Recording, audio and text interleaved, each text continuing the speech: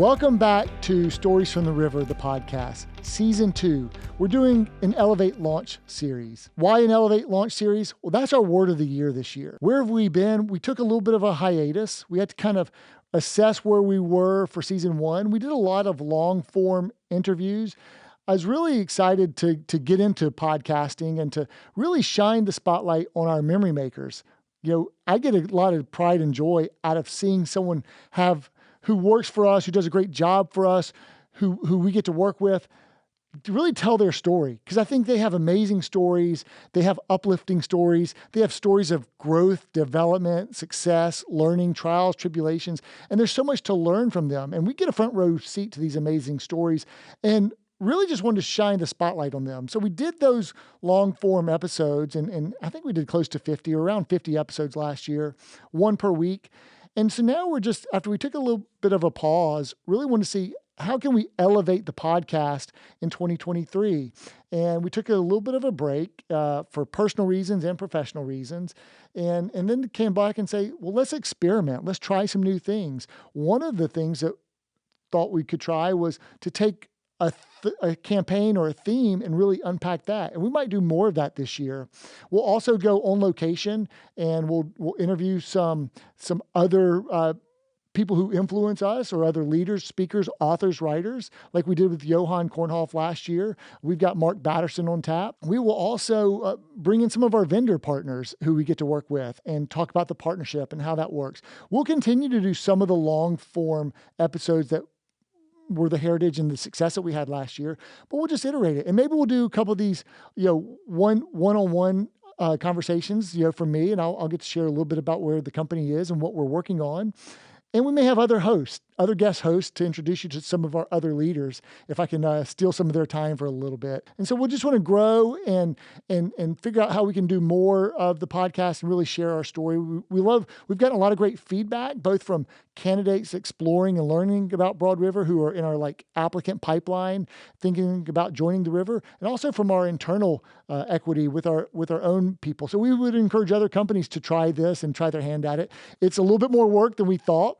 Doing the setup, the changing of the wardrobes, the guests, the questions, the planning, the prep, the not just the audio, but the video aspect adds a big layer of complexity to it. And so we're trying to just figure out other ways to go about it. And then we'll also try some remote episodes where we're not in the studio together, and try other platforms and ways to go about that. So those are some of the ideas that we have about going in different directions with the podcast while also maintaining some truth to what has really worked well for us. Back to the word of the year. We've had a lot of great words of the year. We put a lot of time, thought, energy into what the word of the year should be. It needs to have staying power. You can't be tired of it by January or February.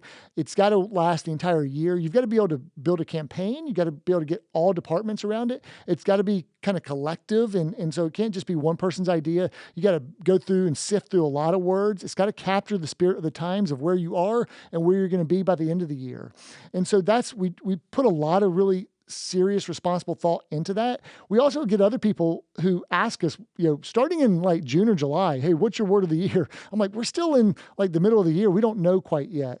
But those are always fun conversations because sometimes those get us thinking about what our word should be or where we're going with it. Last year, our word of the year was thrive. It really made sense coming out of a spirit of survival and just getting through COVID and the pandemic and proving that we could thrive, going from survival to thrival to thriving, and that we could thrive wherever our feet were planted in whatever adversity got thrown at us, and having this, not a BHAG like Jim Collins had, the big, hairy, audacious goal, but the big, thriving, audacious goal, and having this big, great goal, company-wide goal, which is our form of profit sharing and paying those several $100,000 out to all of our memory makers for achieving these great financial goals that we achieved together. So that was a lot of fun. So we wanted to elevate and go beyond that. We talked about some of the accolades that we won last year or were recognized for. We were in the Charlotte Business Journal Fast 50, one of the 50 fastest growing companies in Charlotte. We won the AFL last year, the Chairman's Award. We got recognized as one of 2 licensees for the top licensee in the country or in North America last year. And that's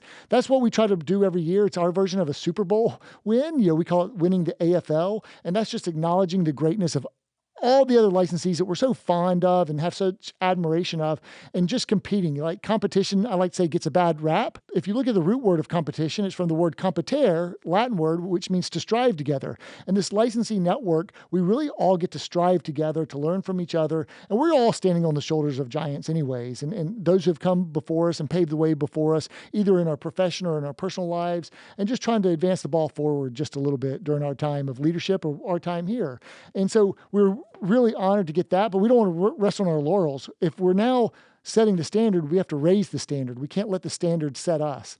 And then, we got recognized for the second year in a row as one of Furniture Today's best places to work in retail furniture, in the furniture industry. So we were really proud of that. We were one of only 10 companies in furniture to be recognized as best places to work. And we don't try to influence those results. They send surveys out to all of our employees, all of our memory makers, as we like to call them, and those results come back like they come back. We get the feedback, we get to learn. And we're going to do different things. And so we got recognized for that, but we don't want to stop there. That's why we're going from our engagement survey to our pulse survey. Sometimes you don't want that feedback because you might bristle I don't want the negative, but you got to have it. You got to listen to your people.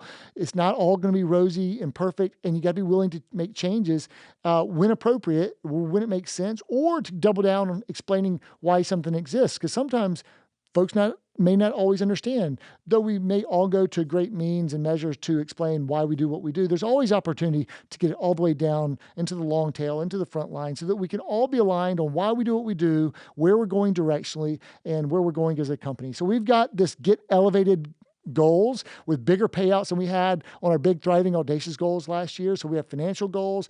Instead of our 4 company-wide initiatives this year, like when we had Project Ship and Project Breakwater and Project PDX, Project Premier Delivery Experience, and Project MMX, we're really saying, no, we're going to have 4 cornerstones that each of our departments will focus on 1, 2, 3, or 4 of those cornerstones. They are financial, innovation, customer experience, and the memory maker experience. So, and that's coming from the legacy of Project MMX. So we have a memory maker experience department, which lives within our human capital department. So our 4 cornerstones that live under the banner of elevating this year have to hit a financial target, an innovation target. Innovation is one of our core values, a customer experience target or cornerstone. Customer satisfaction is one of our 5 core values as well, or a memory maker experience target. We like to say your success is our scorecard here at the River, and we will grow as far as our people will take us, ...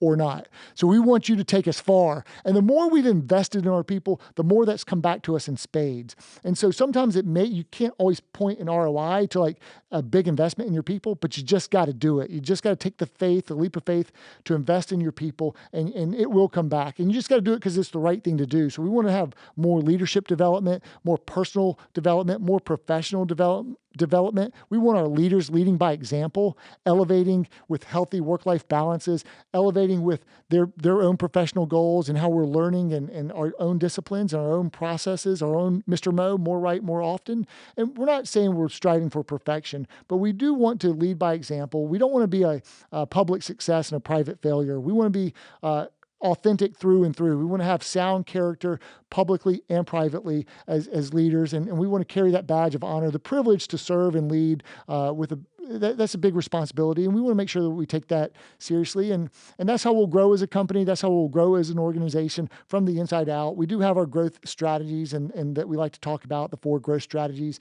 and that we like to talk about over and over and over, and those have been the growth strategies that have remained consistent for us for the last several years. We've got our budgets. We're going to live within our harvest. We're going in through some choppy waters with this economy, but if anything, if we focus on the right processes, behaviors, lead measures, like you'll hear or have heard from some of our leaders who come on this Elevate Launch series, if we continue to focus on those things that we can control and not the external circumstances, but the circle of influence of things that we can control, then we'll be okay. And so we're going to be budget-minded, we're going to be financial-minded, we're going to be people-minded, we're going to focus on the guest and the customer experience, and we're going to continue to innovate and iterate and get better at all aspects. And we really want our department leaders this year to be not just entrepreneurs in their own department, but we like to say entrepreneurs within the company. So not a company-wide project like Project Breakwater or Project Ship, we want each of our departments to go